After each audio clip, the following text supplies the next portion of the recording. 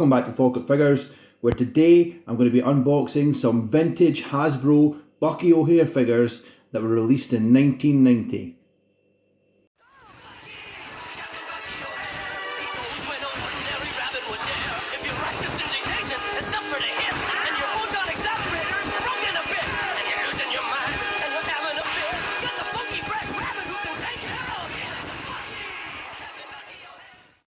So these guys are from the space adventures of Bucky O'Hare, the Toad Wars. Let's be honest, this is one of many attempts to capitalise on the success of Teenage Mutant Ninja Turtles. There were several other toy lines that jumped up, sprang up in the early 90s that were clear. I don't want to call them knockoffs because they were their own legitimate lines. They had their own TV shows, they had their own comic books, some of them, and they obviously had their own legitimate toy manufacturers. I mean, they weren't bootleg figures or anything like that, but they were heavily influenced by the Teenage Mutant Ninja Turtles. There's a few others. I mean, things like Street Sharks, and I think there's Battletoads was a program in a toy line, the Biker Mice from Mars. Around about that era, a lot of people, a lot of, toy companies decided that the Teenage Mutant Ninja Turtles, or Teenage Mutant Hero Turtles, as we used to call them in the UK, is so successful, is such a successful property. We're going to try and replicate that even to a small extent, which I suppose makes sense. But yeah, I don't believe this one came even close to being that successful.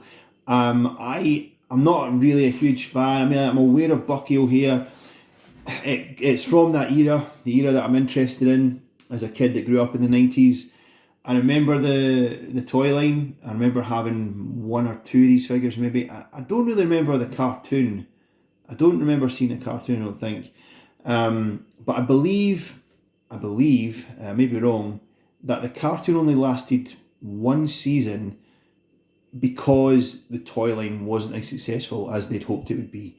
And I think at the time that was kind of how a lot of things went.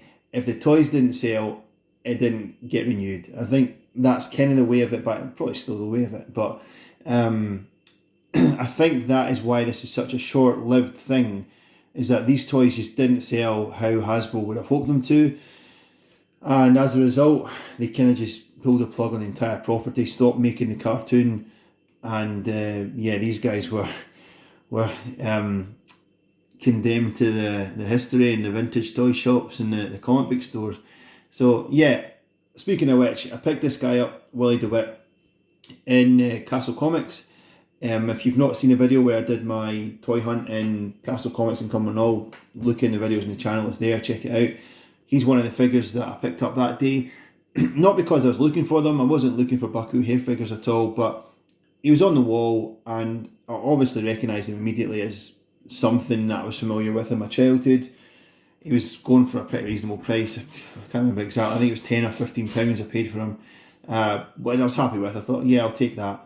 And because I picked up Willie, I thought I'll go online, I'll try and find a Bucky or another character at least to do an unboxing video. I didn't actually think I'd get a Bucky because, as I think I touched on in the Castle Comics video, Bucky O'Hare on a good card, in a nice packet, he can get not mega money, but he can go for big money. He can go for 3 figures. I've seen it happen online before. He goes for 3 figures, but obviously it has to be a nice card. It has to be an English language card, which this one is not. This one's on a French card, so immediately he doesn't hold as much value. He's not as desirable to the vintage toy collectors because he's on a foreign card. So got a really good deal on him, I thought. I mean, most of the other characters in the line go for a similar price. I mean, £25-ish is kind of what will get you any Bucky O'Hare character, with the exception of Bucky, who usually goes for a bit more. But I got this guy in around that area, in that sort of price bracket. So, given the condition of the card, and from what I can see, the condition of the figure, pretty happy with that.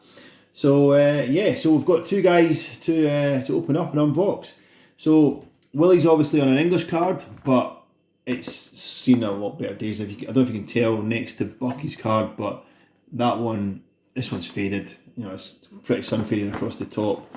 Bubbles kind of banged up a bit. There's actually a hole in the bubble at the side. Not the best of cards, but as we know, when you're taking them off the card, that doesn't really matter. So let's see what Willie DeWitt looks like.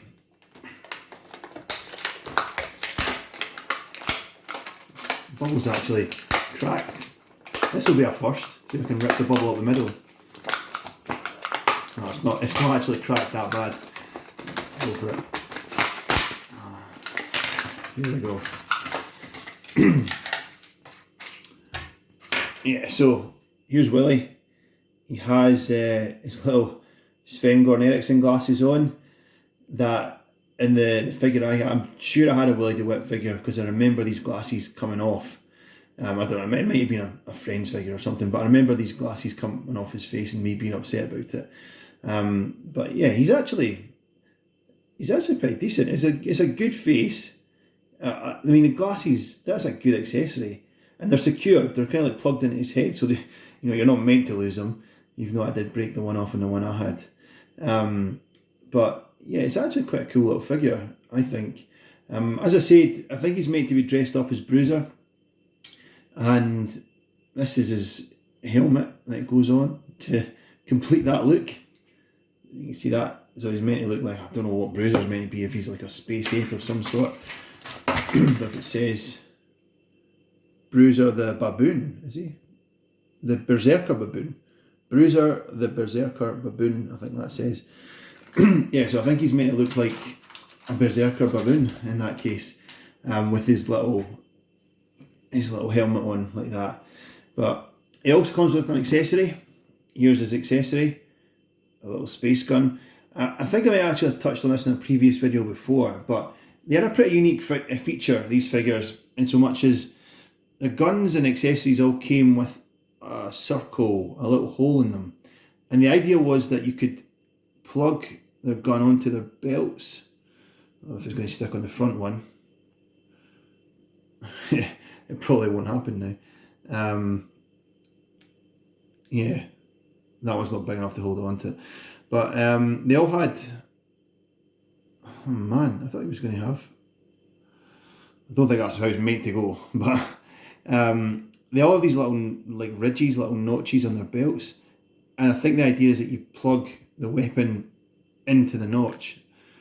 Willie's aren't really big enough for him to his to stay, but yeah, I think that was the idea, is that they all had these little notches, and you could plug their belt, their weapons onto their belt or onto their outfit somewhere. So, but the other thing that they could do, obviously, is they could put their guns in their hands. So Willie can hold his gun like that as well. Since his little notches aren't going to be big enough to hold his plug in. But that, I think, that's a decent figure. Like that, it's really detailed. Look at all the detail around the outside of him. I quite like, when I saw it in the packet, I thought, what a stupid looking hat that is. It's got holes in the top. It doesn't really disguise him at all. But when you see it on, you put it down, it does make him look like a completely different figure. But you can have it like up like that with his face exposed. Yeah, I think that is pretty cool actually. I do quite like that. Yeah, so small though. I'm not entirely sure. I mean that must only be about 4 inches. What are G.I. Joes are 3 3/4? I mean, it must be about that, in that kind of range. Not a very big figure. But obviously, as I've spoke about in previous videos, one of the big things for me with action figures is if they can stand independently, and he can do it perfectly. He can stand. Figures that can't pose because they fall over all the time, that really annoys me. But these ones don't. I mean, well, certainly this one doesn't. We'll have a look at these banana feet that Bucky O'Hare's rocking in a second and see if he's the same. But Willie's standing perfectly fine on his own. No issue at all with that. So yeah, quite impressed with Willie actually. Quite happy with Willie. So let's open up the main man then. Let's see what Bucky O'Hare looks like.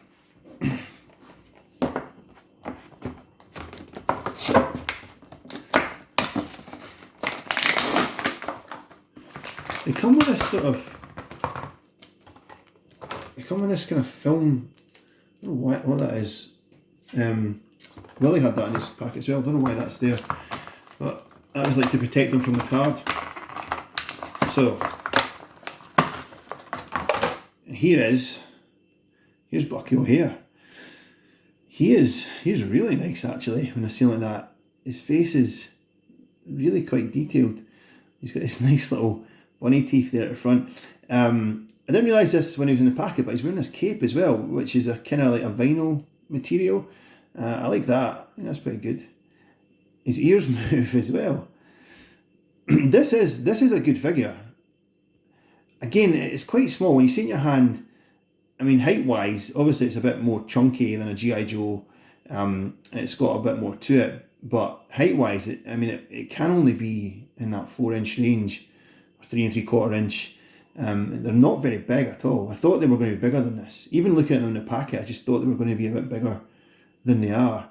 But they're almost like minifigures, I think, at the size they're at. So, Bucky comes with a different gun, but same design. It's got that hole in it. We'll see if his will stay on his belt. No, his is going to fall off as well. Although the ones at the side of his look like they're a bit bigger. The holes on the side of his belt. But you know, I don't think it's going to fit in there because of his arm. I think his arm's going to prevent that from going in there. Yeah, so there's a design flaw straight away. I'm reliably informed that that's why they have these ridges, these notches, is to plug the weapons in. But so far, that's a non-starter. Oh no, wait a minute, that one sticks on. Yeah, there you go. It might have probably fall off in a second, but it'll stay on there. Yeah, he's obviously standing up there. He's on his own, but I'm not sure about his feet. I'm looking at his feet and I'm thinking that's going to cause issues. It looks as if he's meant to be standing on his tiptoes on one side, on his left foot, but his legs aren't articulated in a way that he can be on his left tiptoe and his right foot can be flat, if you know what I mean. So he's almost got to stand on the back, on his heel of his left foot, with his toes kind of pointing up the way. I'm not sure how I feel about that. Yeah, so his toes are kind of like pointing up to the... You'd think if a figure's foot is articulated like that, you'd think it was because they should be on their toes, like ready to pounce sort of thing, but yeah, a bit unsure. But yeah, so he can put his gun in his hand as well. There he is. He's really cool though. Other than that little issue with his foot, I think he's really good. I mean, really, really detailed. I like the fact that his ears move. Like his ears are a point of articulation. His head moves, his legs move.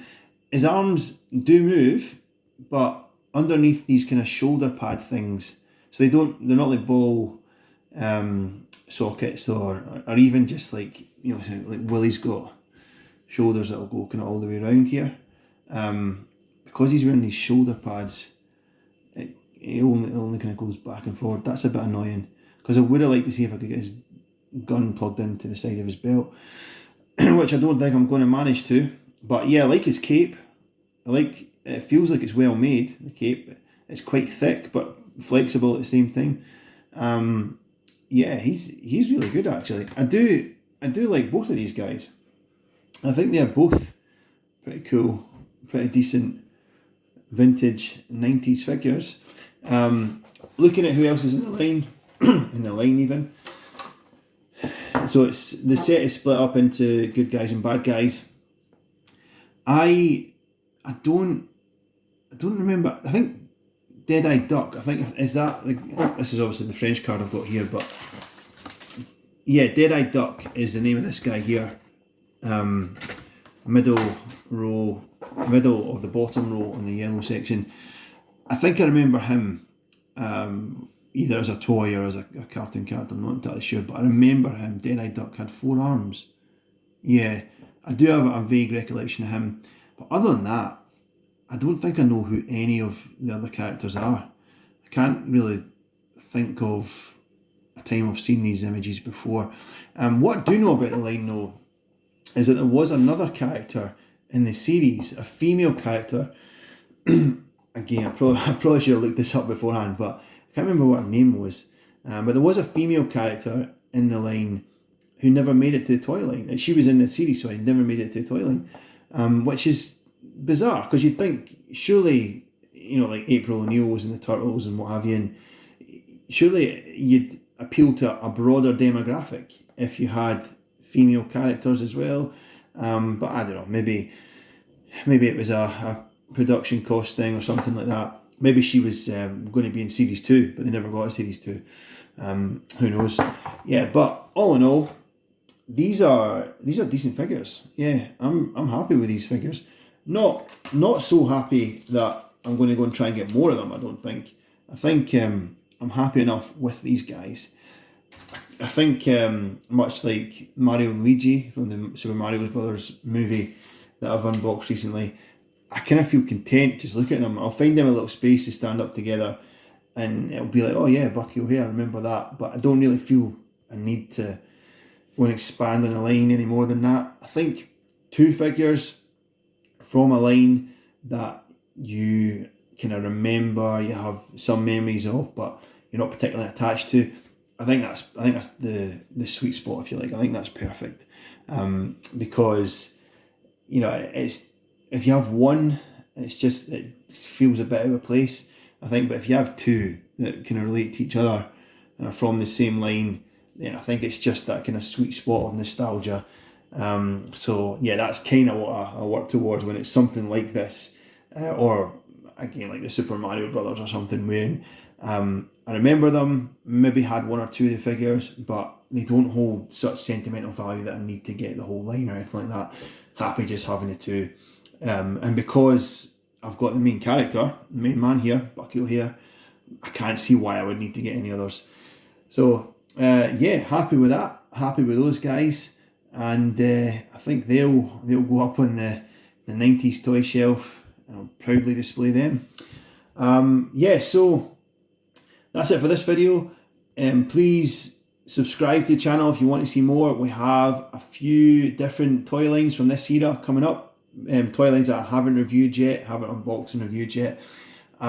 We also have another UKG unboxing video coming up, and there is at least one more WWF Hasbro unboxing video on its way. And I'm also going to go out this weekend in Glasgow on a bit of a figure hunt around the city centre. Me and my nephew are going to go out, and I'll hopefully get some highlights from that trip and put together a fig hunt video for that as well. So subscribe if you want to see those. Please leave a comment, like, share the video. Stay safe. We'll speak soon.